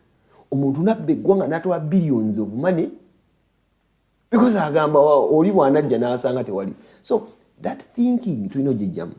Tetumanya tulina eggwanga era tulina okutwala eggwanga mu maaso. I don't know whether I answer Ethan. Ethan omuzzeemu. Kandabeko wano ekibuuzo nga tetuneeyongera ne discussion. Kamoga Franklin Jr. omwami ono abeera mu San Francisco, by the way, United States, California. Abeera nnyo ng'atwegesa obwenyi. Webale nnyo ssebo okubanga oli ku show yabuze ekibuuzo kya parish development model center. N'agamba mu akasente ka PDM eyo mu Kalaba g'oli mukulembeze ate kyemumanyi olina emiruka egiri under you. Buli muluka baagusuubiza $1 million. Zaatuuse wazimakiwalize nga leader kansala wazirabyeko. Okay, kakati omwami wa California tumwebaziza nnyo okubeera nga gyali yonna akyasigaza omutima gw'eggwanga. Ate nga nno budde bwa kiro kati ye wezibanga 6 gwa kiro. Abantu ng'abo tubamisinga nnyo. Abantu ng'abo tebali mu ggwanga lyabwe olw'embeera eriwo. It's very unfortunate. Mu mbeera ffe tutambuddeko tewali woyinza kwagalya kubeera Bulaaya. Their systems quite different. Omisinga abantu bo wano anateva. Era mwebaza nnyo okubeera ng'akyasobola okuwuliza ewaka. Abantu bakivaako. Ffe twali wabweru ng'omuntu yerowooza yagala kubeera Munnakenya tayagala kubeera Munnayuganda. So naye okudda ku mulamwa gw'abuuzizza ensonga gye nabadde mbagamba buli kintu kirina okukolebwa kirina spirit omwoyo gwe kikolebwamu. Njagala kubeera nga njagala eggwanga lyange ne programs ezijja nziwagire. Obuzibu ennyina mbu ebintu byonna bijja nga biri political. Parish development model is political. Totally political. How so? Kakati bw'olaba parish development model ne abagikulembera they're all in cadres. They're all in cadres. Kitegera. Naye ekirala kye njirina obuzibu bwakyo mbu this a duplicate of programs emyoga bonna bagagale and etc. It's the same exactly. Same table. Exactly. And I'll be more convenient with emyoga than parish development model. Bw'olaba set up yaayo abantu bajja kujja as a group ekolemu akabiina simanya beewole ssente miliyoni emu with Uganda today miliyoni egenda kukola etya niwo zibalamu ne baba kuwadde miliyoni 10 ku muluka gino egy'e Kampala for example emiruka gyo gyolina simanyi baleka abantu balinga emitwalo nga 12 exactly what they want that buli mwaka bajja kuba wawaayo group I was with them nembagamba abantu baffe bakyalina financial literacy nemaga kyetuba tukola miliyoni 10 tusobola okukolayo ka factory akasobola okuemployinga abantu 3 nga bafuna omusaala baddeyo ssente ezo ziyamba abantu miliyoni emu mugenda kukwata abantu baffe mubasibe ssente bagenda ziwasaamu embaga bazirye miliyoni egenda kukola ki with Uganda today essaawa eno waliwo programu mu abantu abali ku nguudo bonna bagenda bagoba ku nguudo kakati miliyoni ffe waffe eno Lukuli amaduuka ga miliyoni 9 ga mitwalo 9 kati miliyoni mitwalo 9 ala duuka lyoyogerako nno tiba na drumu ng'emu exactly naye baagala emyezi ena agenda kukola atya 3.2 million exactly naye kumuwadde miliyoni emu I think the program when you look at it it's beautiful in setting naye kyekweseemu ebyobufuzi which is not good kyovolanze when I was with my friends at campus then nabagamba ndowooza democracy gwe tulina omugoba ne tufuna African tail democracy ow'ekifirika oba owe Uganda owaffe abafirika kati bwe tulina alabika muzungu nnyo kati ebintu byonna bye bakola I think because okay nature woyogera ku nsenge ate ndaba mbu kituufu because wotunulamu ebintu engeri tebabi tailoring for a Ugandan. Someone is going to come up with an idea naye ngono gaya like economist atudde eri mu bibye tategeera na resonating n'abantu ba ku ground tategeera dynamics ziri ku ground because if you understood the dynamics why would you be giving each person 1 million because you know it's not going to impact. It's like they are just handouts rather than a project that is aiming at improving the livelihoods of people. And yet it's the assertion that is made. Exactly. So when you just look at 1 million and the people they are going to give 1 million, botanico okubaliramu omuntu wabeera buli lunaku sente meka zaakozesa buli lunaku tugamba we myezi 3 abantu miliyoni bajja kuba tebagirina. First of all, economy mbi nnyo eri down completely inflation down. For the first time is at 10.9%. That's very high. Okuja for us as Ugandans, we shall not care. We are always happy. We are happy people because we don't know. We are ignorant of the things that are going on. Actually, abantu bobeera kutuyoga nanga sente zibuze. Warachi sente zibuze. Nendo ozalwa kubanga abakozi ba government banabasasula. Bana abasula zijja kufunika. Yes. So that's how people think. And it is upon us okugenda itubasomesa. You have a long way to go. Exactly. Do you agree? Do you look at the challenge George Mulina nadamu about alternative government because kati nze ndaba yemu abali mu kuleeta kati ekintu ekipya. Olaba challenge olaba the community that you are leading. Indeed. Do you see how comfortable they are? And something I mention every day that at what point will Ugandans just stand up and say enough is enough? Yes. And what people have been lacking is information. And bagamba whoever holds whoever pays the piper. Of course, he determines the tune. Exactly. So, I mean, the gentleman was very comfortable. He'll give you information. Ajja kudetermininga kye mulina okusoma mu ssomero. Ajja kudetermininga kye mulina okulowooza. Ekino genda mu mpapula. Kati gwe onofuna otya okulowooza mbu kino kikolebwa bwe kiti. So apparently the coming of Twitter, the coming of WhatsApp, the coming of all those social medias are actually becoming a big challenge. Yes, big challenge. People getting to know. Abantu bamanyi. I was there. Gomanyi mu Dr. Kawanga Semongere yafudde. And the guy said, Yani. Omanyi bwe twalinga mu primary. Twali tumanyi ba minister ba government bonna. Ono akola kino. Edgar, I'll challenge you as a journalist. How many ministers do you know? Yeah, you will be surprised. Because before we get out of the studio, ministers would have changed. Understand? And we have 81 ministers. Exactly. A cabinet Exactly. of 81 Exactly. ministers. And what do they do? Such a cabinet. And what do you do? Cabinet sigira bankone mbungereza mwanga amanene Exactly.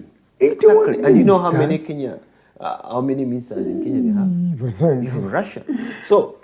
So we need to see this nation as our own, not as so and so is nation. It's our nation. We should desist from people who say my country, my this and my this, and own My it. fuel. Yes, and own it as a people. We should own those people who actually bakola ebintu ebyo, our fellow Ugandans. Tubagambe mwawaba tukomewo ku ngozi tudukanye eggwanga lyaffe era twagala balowooze tetubagala nga bannayuganda tukyawa kye bakola naye nga bo tetwalinaako mu mutawaana. Let them feel comfortable. Tufunewo truth and reconciliation. Bannange tubye nnyonyo bwekiti naye tutegedde tukomewo era tetubatiisatiisa nnyo kubeera nga ate beekyawa. Because ekisinga obukulu kiri nti eggwanga lyaffe tulyetaaga. Exactly. Era abantu abaliremerako era abantu bajja kwekyawa at one point in time. Okay. Eddakiika ziri 27, in fact ziri 28 kati ze zakaita ku ssaawa 2 ez'okumakya. Program bayita Makindye Drive ebeerawo buli lunaku lwa Monday paka ku lunaku lwa Friday okuva ku ssaawa 1 mpaka ssaawa 3 ez'okumakya. Tubasuubiza okuba nti buli lunaku we break down having a conversation with you era kyetukolera ddala. Olunaku lwa leero tulina munnamawulire omukulembeze w'abantu wano mu Lukuli LC3 kansala omwami Abdulswamad Serunjoji ng'akyonyonnyola biki ebigenda mu maaso mu the National Unity Platform. Message zammwe mwebale nnyo abali mu kuzisindika nziraba nnungi nnyo. Ono agambye so Serunjoji is saying that they ignorantly came on the political scene not knowing that the ground isn't leveled. Did the messages never went through them? Did the messages never went through them?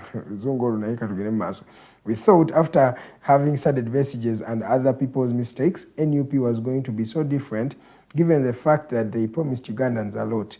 Does he expect his opponent to give them a free space? Namarizanga Agamba, what a shame. Who's that? The name? Nacheyune. Choka Nacheyune, that is beautiful and of course agambe mwajja mu mazina naye nga temwetegesi. Amazina twageetegekera Madam Nacheyune. Omanyi omuntu wabanga tali critical ayinza okulaba ebintu bifaanagana kubanga bw'obanga ofuluma ennyumba ofuluma na luggi. Omuntu oluusi ayagala oyite mu ddirisa okubeera nga owanjawulo. Twagala okubeera nga tuteekawo enjawulo but we are still sober. Kitegeera? Yes. Because tulina okukozesa oluggi lwe lumu okufuluma. Tufulumye tutya? Is the reason. Kubanga abamu baalina oluggi naye ne balemwa okufuluma. I should comfortably say now ffe twafuluma mu luggi olwo. Are you sure? Yeah, exactly. The impact is felt than it has never been felt before, both home and on international scene. Diaspora, exactly.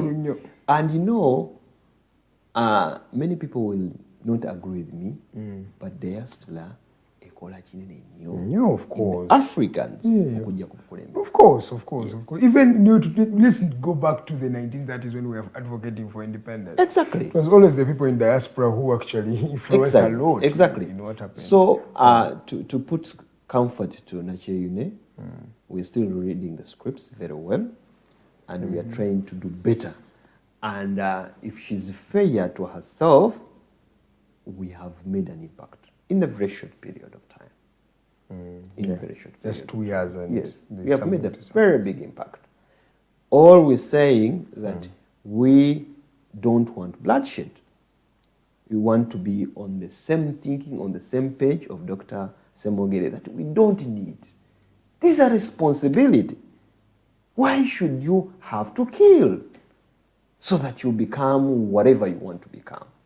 Yeah, but it is also known in the 60 years you have been independent as a country. There's no leader that has come without a bit of... Indeed.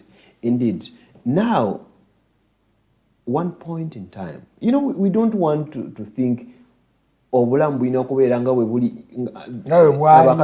buli era bwe kibeera bwe kiri. No. That thinking erina okwawukana. Tutegeeza, tutudde wansi, where did we go? Is this what we want as a country? Kitwetaaga mutwette twategeera mbu okugenda mu nsiko okutta abantu. It's barbaric. Bagamba nti omukwano guva mu ngabo. That your friendship comes from a bit of flexing. Omanyi ebintu ebyo abantu babyogera ng'era nabyo biina lwaki babyogera.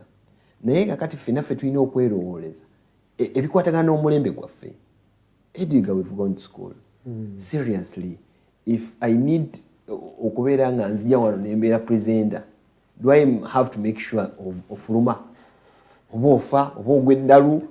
Thinking. Understand? So, apparently, tulina growing as a country. Since independence, we are in 60 years. Seriously? Nga tukyalowooza nga abantu abakagira. Rwanda is moving ahead. It is. Yes, it is. It is moving, but the heart's there. You see, Swamadu, njagala tukkirize nti emitima tuyinza okupretendinga here, but the hearts deep down, emitima gyaffe gya reconciling as a country tugamba mbu tukkiriza, like, are we doing things from the bottom of our hearts, or we are still being the same pretentious guys we have always been? True. That is a very pertinent question, and there's a lot of thinking to be done, and I don't think I can give it due justice. But my opinion is, yes, please. I think we need time for that. We have been having surprises, and we are going to be graced by more surprises. People will look onto, we're in a line going on front and say, Mudin. It's like, but we're supposed to move these ends. So we are supposed to be ready for that. Okay. To byetegekera. Abantu abamu betukkirizamu bagenda tuvaamu. Okitegeera. So emitima mizibu nnyo gibeera munda. Era Yesu yagamba abantu bajja kujja ewange bagamba Mukama. Naye ngamba nze sibamanyi. Tegeera. Naye tuwadde to follow. So kati ebintu bino ebiri biblical ebiri divine be reflecting what is happening in our society. Abantu bebamu bebatulyamu enkwe. Abantu abali close. N'abantu abagundi. Era itwagala kuspinninga bin. Kubanga omulamu omutuufu guli nti tulina okulowooza ku ggwanga lyaffe. Si kusiga bukyayi. Si kulowooza muno gundi akola ki. No, the issue is buli muntu alina obulungi bwe. Tunoonye obulungi oyinza otutwala maaso ng'eggwanga than okuloonya obubi. Kubanga sikiwale buli muntu onoonya mu bubi. Yes. Abdulswamad, obudde bututwala kanti ndiggwa ndaba tubulayo budakiika 15 naye mu ddakiika ezo kyatwogere ku nsonga egenda maaso mu ggwanga. Eggwanga lyaffe lino ly'olimu ng'oli mukulembeze. Waliwo a certain trajectory that is coming through state of insecurity, and this is just you realize it's just ticking like a time bomb. How so? These days we're attacking the police stations, we're attacking security operatives, and these people are hacked to death. After being hacked to death, their guns are stolen and dropped. The question is, emundu zino ziragawa. And then yagala nkujira blueprint y'omwaka ogwedde. We saw the same spate of killings in Masaka and the greater Masaka region. Over 27 people lost their lives. And in that particular incident, 2 of your legislators were arrested. Up to today, those people have not actually been properly even aligned in court with evidence. We're still going in out of court, evidence abuze bichi. Tukomyewo wano wetuli. Spate na waliwo ekintu ekirala ekijja.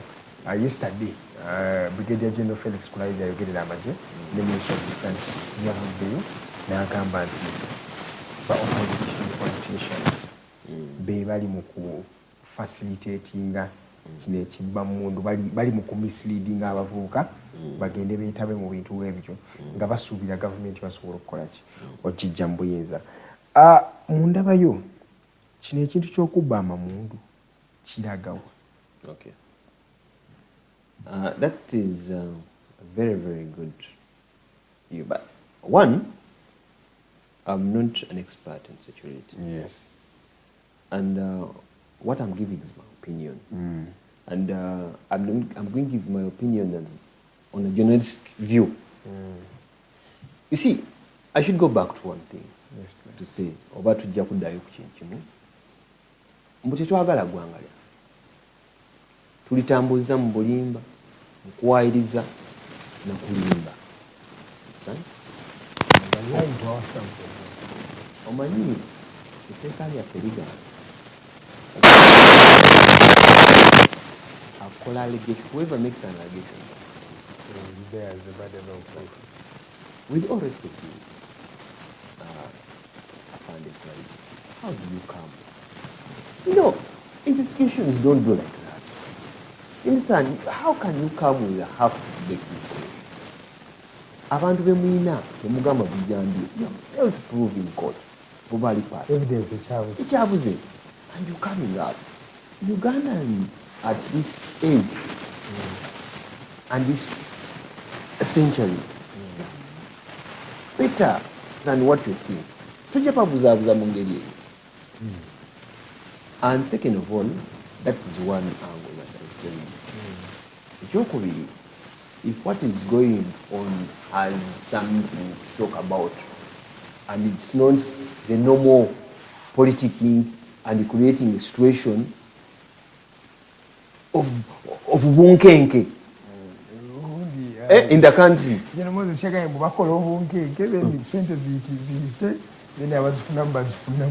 Yes, of course, as a journalist, I will not say things without yes. So, these are narratives. Exactly. Kakati, ekyokubiri, just borrowing one of the going from president. Yagamba ekitawaanya Africa. Bebakulembeze okuva mu Buli. That was the first. The irony. Lwakubanga yaddamu n'akyusa n'agamba essaawa eno tekyali mukulembeze kubeera mu buyinza naye mukulembeze mubi. Kakati buli bw'olwa mu buyinza ebintu ebyo tebibeerawo. Abantu baagala okubeera mu buyinza. Abantu balowooza wayingira mu buyinza mu mbeera y'emu gye bakola ki gye balowooza nabo okuyitamu. Of course, sigisupporting. The innocent Ugandans who are dying, abasajja abakwata mundu abali eyo, bantu bannayuganda banaffe. Abamu abakola omulimu diligently. Final point ne babatta. So kati nze ngamba, gye tugenda as a country, it's not good. Ne bwe tuba twagala ebyonna bikwewo, tulina okutereeza politics. Yafuga economy, yafuga socially, yafuga buli kimu. Politics bwatereera. Netutegeera mbu omuntu n'abeera n'essuubi mbu singa gavumenti eriko enyigiriza tulina emyaka 5 tulabe bwe tukyusaamu. Naye nga kiringa abantu abakooyi nga balaba I think some sentiments especially ne mu political party mulimu abantu abakkiriza mu ndowooza nti omuntu aluddeko nnyo it's time to go the wrong way. Bangi nnyo bakyogeddeko nga balaga mbu violence. They don't say that they are condoning violence, but they are also not criticizing it. Even your leader has actually come out to say that yes, we are not violent, but if people are using their own means, I don't have anything to do. I agree with principle. Omuntu afuga amakaali ediganga kati ewuwo oli musajja mukulu. Despite of attachment gyeyinza okubeera naawe sisobola kufuga wuwo, tesobola kubeera okuvunaanyizibwa. Ffe tulina olulimi lwaffe lwe tulima, n'abalala balina olulimi olwabwe. Kati abamu bwe babe balowooza mbu balina okubeera nga bakwata ekkubo erimu eryayingiza gavumenti eno power. Titubalinaako buyinza. Buyinza ki bwe tuyinza okubeera nabo tugamba naye temugira naye tubugira, kubanga they are not even part of us. Naye by the way, that's something that they have said, that you're surprised, but people will be surprised that the people who are doing this are actually not even in the opposition. Yes, In fact, the real opposition may be inside government. Inside the government. Inside the government. Has been said. Inside the government. And actually, you will see there are many surprises we have. I'm not comfortable naming some of them, but you've seen whereby I've removed them from government. You know. Yes. So the opposition goes aside of being had. And wakoye, even within, we have them. Tunywana bawaka chai politician government. Nzembera nabo wano ku show bero yogera na yomugenda mu break naga neighbor na government yigenda. Nenga wemudda ku front line oyaga, hey, tuli bulungi, government is doing things. Exactly. But the moment you go for a break, they will tell you, government yigenda. Exactly. So it's time to be true to ourselves. True to ourselves, true to our country and our people. Let's do. And one thing for sure, twagala tutegere bannange tetukyawa bantu, because me sikiriziganya muntu agamba abanyankole bebali mu buyinza. No. I don't agree with them. Njaga treating personalities. Look at the person, don't look at the region and the trend. Never bakwano banga banyankole be bankubirenga. Era mbasinkana de bangamba leero tetunakulya. Kati surely ng'omuvunaana omukwatire jambye musajja wattu. Naye embeera gy'oli asanga alina wasi. Okitegeera. So, but waliwo abantu nga si banyankole. Nga te nawo eggwanga balibbi balimazeewo. I was going in a certain district in Tungamu. It's a district where many people think officials of government come exactly. from. You go to that district and you'll be surprised. Exactly. You'll see how poverty is ravaging people from that community. Exactly. So, tetwagala abantu bali be fed bwe batyo. Kuba tujja kutuuka tufune embeera y'okwegwa mu malaka. Rwandan way 1994. Exactly. Which is not right. It's not right. We have our fed. And these are our Ugandans, friends. Tutegere mbu ediga abaganda bagamba, I don't know whether that guluma yaguza. Saga let's look at who has done what. Gundi, the Bible goes ahead and says, something like that. Exactly. Kati buli omu abeere ne badeni ye. Tewali gamba muno ediga mwate yakola bwati n'abaana be babeere bati. But tulina okugira tutandike okubeera nga tetu having that generation revenge. Mwate kakati egenda maazo muyingire muyinza kale namwe munaavaako tujjagira. Okitegeera tutandike okwerowooza ku ng'eggwanga tulabe bano abantu be batubuzaabuza ng'eggwanga bafulume tutufune abantu abatuufu. Ate tutandike okutegeera tetujja mu byobufuzi kufuna bufo mirimu okitegeera na bitiibwa. Tujja kuweereza. But you don't have that culture in our country. Exactly. Nti omuntu osogenda mu government office and you are begging literally to be served. Exactly. Ninga these people should be the ones that is the problem we have. Bwolaba issue eri in Britain right now. Someone has served for 49 days. Nagamba achimpitiddeko. Sisuubira mu nsobola okuwa service kangire. Oh no. This is like God falling from heaven. Wano muba mwina musika. Nyo. Nagamba. Twegombe. Ekiri e Bulaaya. Twegombe ku bakulu baffe. Tulabe bwe tulina okutereeza. Tusome tungatumaliza njagala ntwale akaseera just kubuuze kana akabuuzo kadde tekali plan naye. What do you think about the some people what they have called the monarchical republic? We see a gentleman who's trying to vie for office and it looks like he wants to replace his father, and that is none other than the tweeting general, Muhoozi Kainerugaba. Do you have a comment on this gentleman? I'll have a very good comment, but I think these are diversion. These are diversion. I should say... You don't believe that Muhoozi can come for president? He can come to a president, and I don't think there's a problem with it.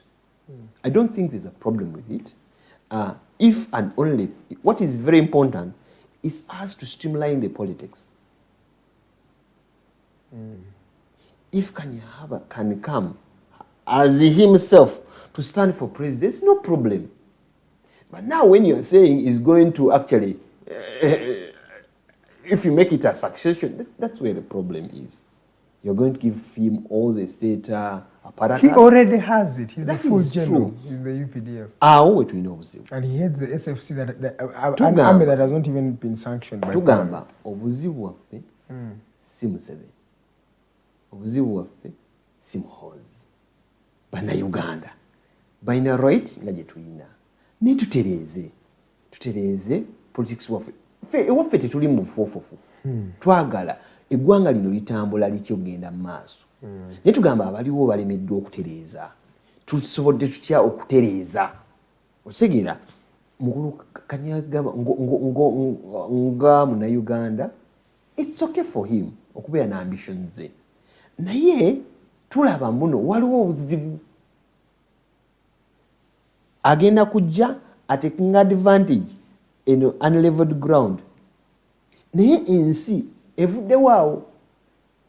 Tulabye bapresidents bonna bapreparinze abaana baabwe okubeera bapresident. Biganye oba bireese obuzibu. Munnayuganda ali free okukola kyakoze. Ajje on merit. Exactly. Kitugamba siina buzibu omuntu yena wa tribe yenna okubeera kyali bw'abanga akigwana. Okitegeera?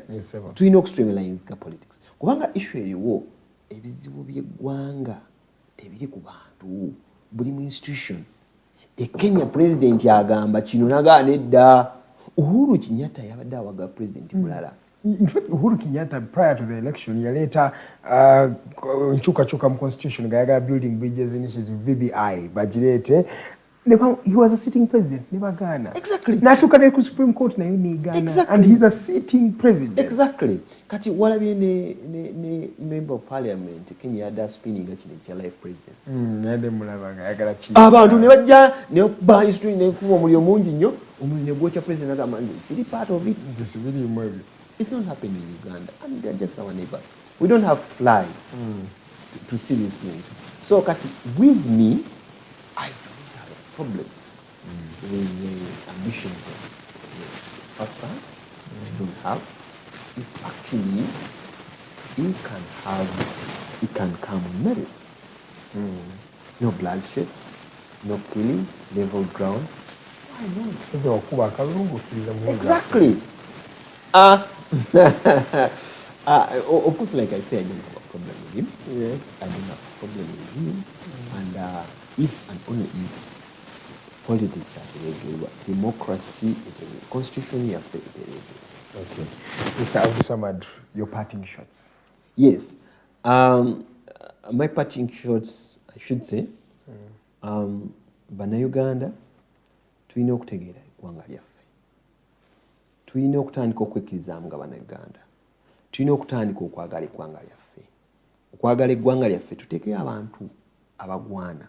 Tukyawe ekibi n'ebikibanga kyaffe.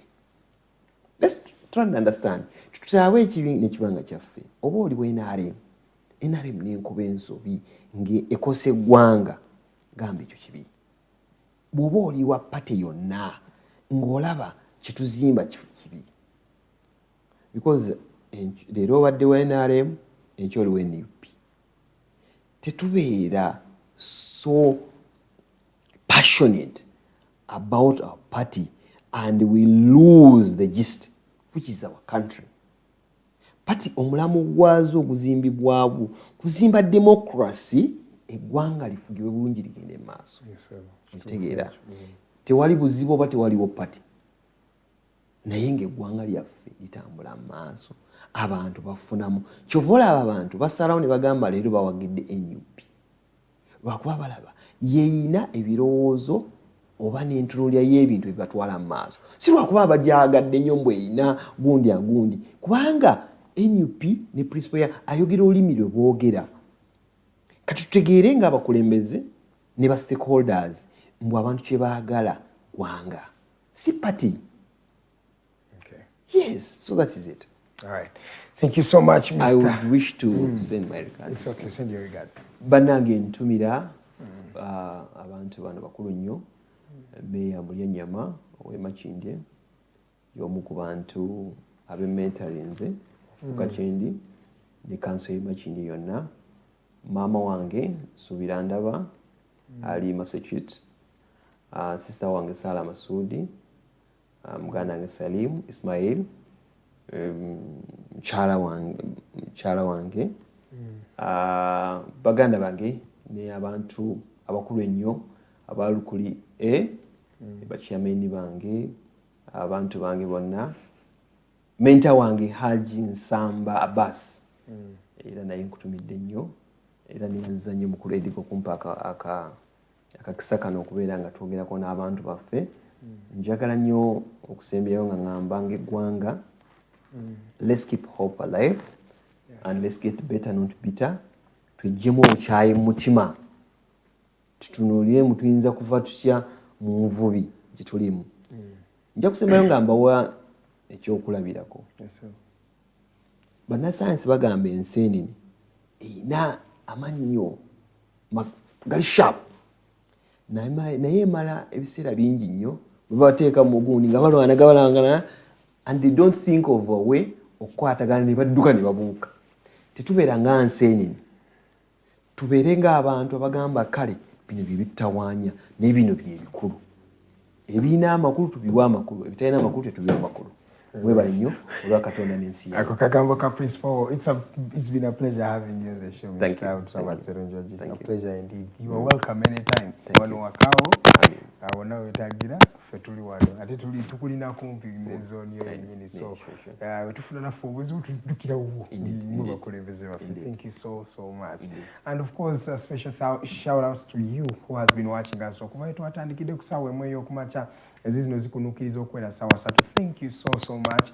Mwenna abasindisa message kyamaanyi nnyo, mwenna abatuwadde endowooza yammwe kibeera kyamaanyi nnyo. It's always a privilege wetubeera nammwe wano. Ayagala okulanga naffe osobola okuba nga sindika message mu inbox zaffe ku mikutu gyaffe egy'enjawulo at The Alternative Uganda, that is on Facebook and at Digitalk TV, still on Facebook, on YouTube and on Twitter at The Alternative Uganda. Please do partner with us in case you want to have your products advertised.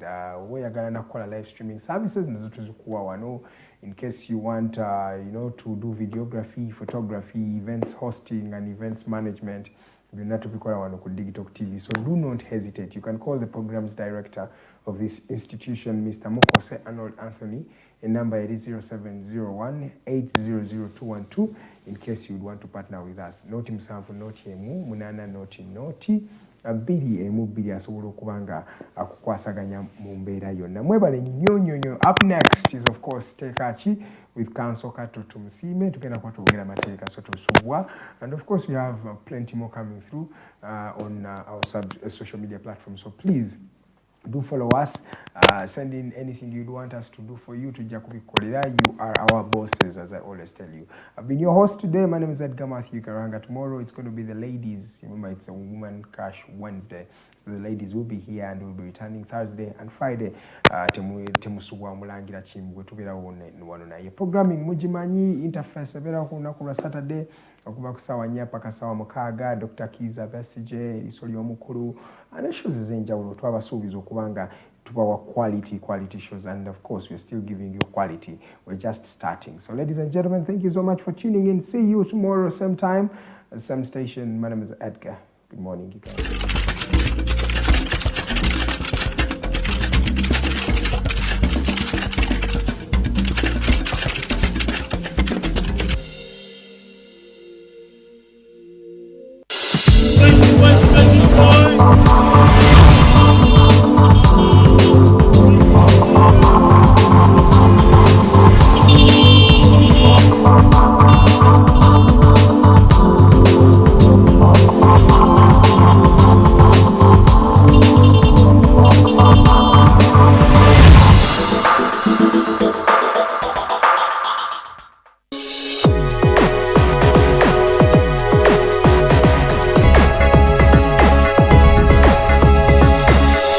Alternative Digitalk.